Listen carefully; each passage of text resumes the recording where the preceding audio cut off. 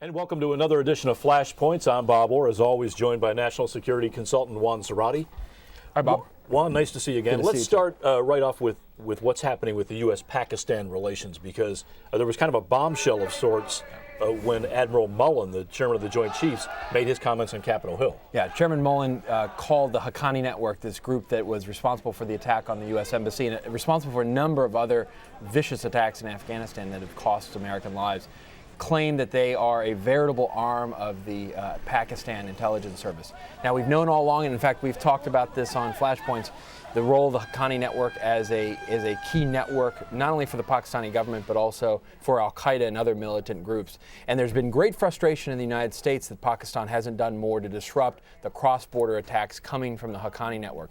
But what was devastating about this statement was the fact that Chairman Mullen himself said it, somebody who has prided himself on developing a long-term relationship with his counterparts in Pakistan, in particular the Army Chief of Staff Haqqani, but also the way that he expressed it, real deep frustration and a sense that he was saying this as a prompt and frankly as sort of a sharp edge toward the Pakistanis to get them to react. And react they have. The Army generals have met and have talked about this. There's been diplomatic repercussions with the Pakistanis pushing back very hard, and a lot of public furor in Pakistan in response. And so it had the intended effect of really drawing a sharp line, but it has deepened the frustration, the tension, and the mistrust between the U.S. and Pakistan.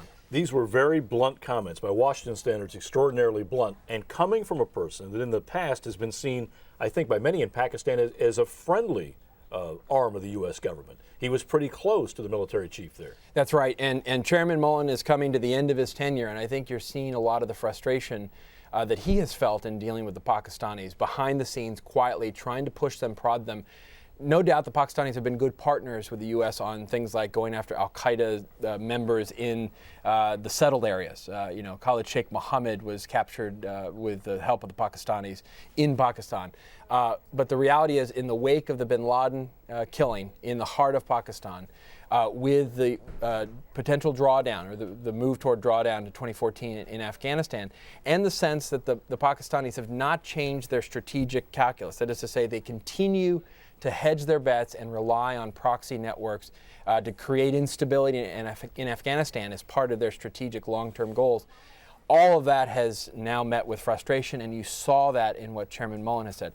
That said, the White House and others seem to be backing away a bit. The Washington Post had an article on this just this morning, and we've seen, even with the press spokesman, Carney, walking back a bit what Chairman Mullen has said.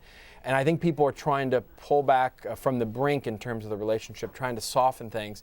And they may seem to be, at this point, contradicting what Chairman Mullen said. But what's going on here? I mean, as Admiral Mullen made these very pointed comments, sitting right next to him was Defense Secretary Panetta, who didn't come out and say it also, but he gave tacit kind of confirmation.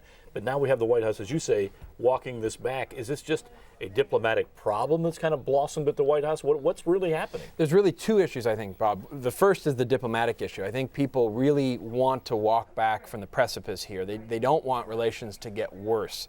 Not that it seems like they can't get any worse, but they could. They could. You've seen, for example, the Pakistanis making public their meeting of intelligence chiefs from China and Saudi Arabia. The Pacs are sending signals that they really don't like this, and they can really turn up the heat or change course. So the U.S. wants to back this back a little bit diplomatically. The other thing is, it's hard in terms of the nature of the relationship to tell a clear story. We know that there have been historical ties between the Pakistani intelligence and the Haqqani network. We know that there's safe haven in Pakistan and western Pakistan for this group. We know that there's funding and support. But whether or not the Pakistani intelligence service actually directed the Haqqani network to commit this attack on the U.S. embassy is really still a question that's up in the air. It's what Chairman Mullen suggested in his words. Clearly. Said it. And we've seen some press reports that was really what was at play here, and a real concern.